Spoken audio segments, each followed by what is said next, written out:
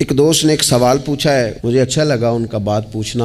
انہوں نے یہ پوچھا ہے کہ اگر کسی شخص کے والدین دنیا سے چلے جائیں اور جانے کے بعد اسے احساس ہو کہ مجھ سے بڑی غلطیاں ہو گئیں، اسے احساس ہو کہ بڑی کوتاہیاں ہو گئیں، بڑی جگہوں پہ میں بھول گیا۔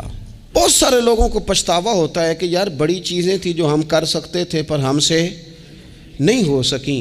انہوں نے پوچھا جی کوئی اب بھی کوئی اس کا حل ہے؟ تو میں نے کہا ہے نا، ہم رسول رحمت کے ماننے والے ہیں صلی اللہ تعالی علیہ وسلم۔ نبی پاک صلی اللہ تعالی علیہ وسلم نے ارشاد فرمایا، الترغیب والترہیب میں حدیث موجود ہے، حضرت انس بن مالک رضی اللہ تعالیٰ عنہ حدیث کے راوی ہیں۔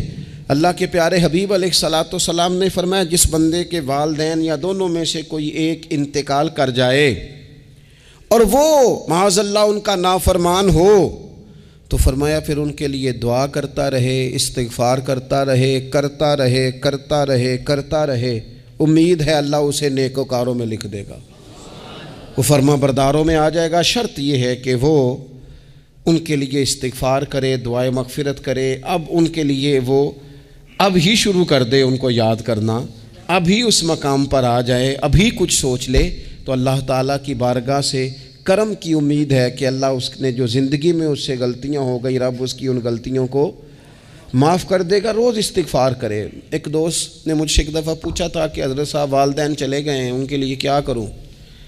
تو بڑی بڑی چیزیں بھی کی جا سکتی ہیں، لیکن میں نے اپنے اس محبت والے دوست کو یہ محبت والا مشورہ دیا تھا کہ میں چونکہ آپ کو جانتا ہوں آپ نماز میں کوتاہی کرتے ہیں، آپ نہ نماز پڑھنی شروع کر دیں۔